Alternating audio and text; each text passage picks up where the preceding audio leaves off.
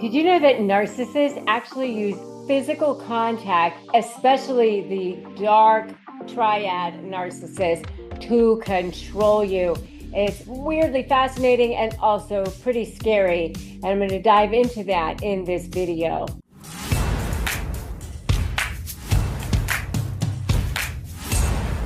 Hey there, I'm Rebecca Zung, and if you're facing off with a narcissist in court or mediation or everyday encounters with a narcissist, beware. There's a tactic that's rarely talked about, and it's the use of touch. Yes, physical touch, physical contact that can be weaponized by the narcissist. And in today's video, I'm going to uncover the surprising research behind this, how it shows up in relationships, and what you can do to protect yourself and make sure you keep your power intact. If you haven't subscribed, I invite you to do that now. Subscribe and hit that notification bell. I am the leverage lawyer, and I'm here to help you get leverage in every situation. So imagine this scene. You're sitting across from the person who's gaslighting you. They lean in, they place their hand on your arm or maybe wrap you in a hug, and it feels like so comforting and safe, but something inside you tenses. Like you know that something is off in that moment. Like you just know that this might not be affection. It could be control. And if you've ever felt manipulated by a hug, this one is for you. So psychologists label 3 traits, the dark triad of narcissism. And I talked about this in my book, Slay the Bully, How to Negotiate with a Narcissist as well. Narcissism, Machiavellianism, I hardly can say that, Machiavellianism, and psychopathy.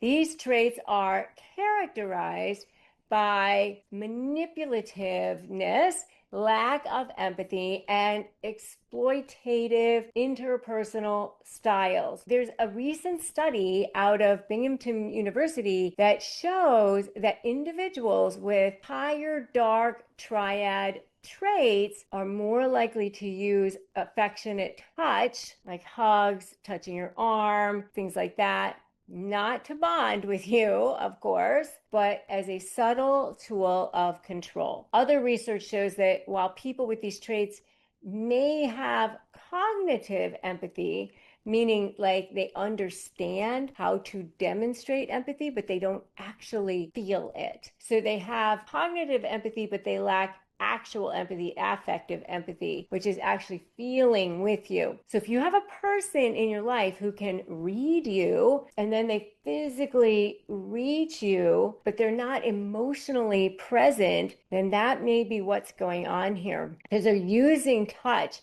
to get compliance rather than connection. So how does this look in the narcissist game? Here's how it plays out. You've got this comfort introduction. So after a conflict, they offer a hug just to make sure we're okay. But the real message is, I'm back in control. And then they anchor touch. They hold your arm while you question them, try to position you in their orbit. And then the reassurance demand. They ask for a hug or contact from you, pulling you in, and then later use your emotional debt to manipulate you. And then there's the withdrawal punish. They stop touching you. They withdraw physical contact because they're trying to punish you. They're trying to get you to beg for it. They want you to want them or want it. These touches are not random. They serve to soften you, to disarm you, to create confusion. And over time, they change the physical dynamics of the relationship so that you're more likely to acquiesce, and you might feel guilty for noticing because we touched, so it must be okay, right? But your gut is telling you otherwise. If you guys have felt this before, give me a totally in the comments. I'm just curious to know if you have been in this position before. I know I definitely have. So here's why high-performing professionals are especially vulnerable. So now you guys, my high performers out there, the disciplined ones, you're likely to be somebody who's strategizing, you believe in quality relationships, you believe in respect, and so you default to giving the benefit of the doubt to the other person. and you may let your guard down around physical gestures of goodwill. In court or mediation, the narcissist may use this tactic because what they do is they'll show remorse through touch while building leverage. They're actually manipulating you at the same time as they're trying to touch you. So the same traits that help you win in business, which means that you are good and you're quality and you're high achieving and you believe in quality relationships and you believe in the benefit of the doubt, all of those things, emotional intelligence, openness, taking action, they get hijacked in a personal context because the opponent understands the game. So here's your 3-step defense strategy against this. Here's your battle plan to neutralize the manipulation. Number 1, recognize it and label the contact. If a touch happens and you feel weird, paused, or unsure, mentally label it. This is about control. Awareness interrupts the flow. And then number 2 is reset physical boundaries. Decide ahead of time what you will and will not tolerate. If they cross the line, say, I'm sorry, we don't do this kind of physical contact. Short, firm, neutral. And then number 3 is shift the leverage. Every time they try to soften you with physical contact, redirect the frame to you. Thank you for the offer.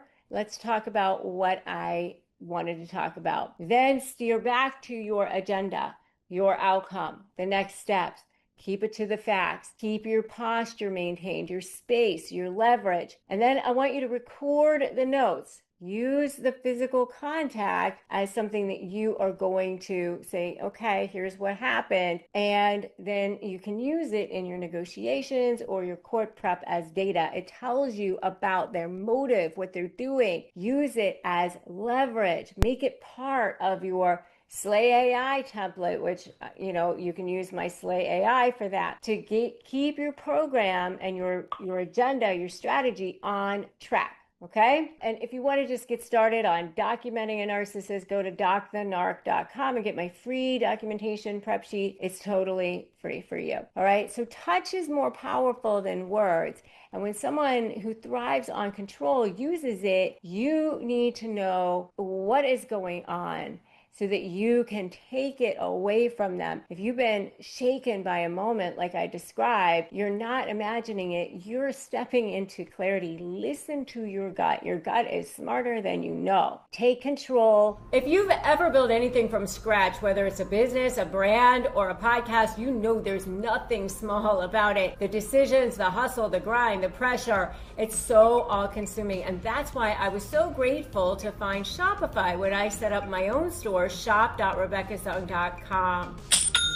Shopify powers millions of businesses worldwide and handles 10% of all e-commerce in the US, from giants like Mattel and Gymshark to brands just starting out. It simplifies everything: inventory, payments, analytics, marketing, all in one place, and their built-in tools make it so easy to run email and social campaigns that keep customers coming back. If you're selling globally, Shopify can help you do that too in over 150 countries. If you're selling in person, their award-winning point of sale brings your online and retail worlds together. And with 99.9% uptime and the best converting checkout on the planet, you'll never miss a sale. Get all the big stuff for your small business right with Shopify. Sign up for your $1 a month trial and start selling at shopify.com/negotiate. That's shopify.com/negotiate. The next video that I want you to watch is the secret psychological weapon that the narcissists never see coming. So watch that video next. All right. And if this video helped you, make sure to like it and share it and subscribe and hit that notification bell and drop me a comment. Has a friendly touch ever felt wrong? Let me know in the comments below. All right. So thanks for watching. And remember, your boundary is your power. Resolve is your armor. And I will see you in the next one.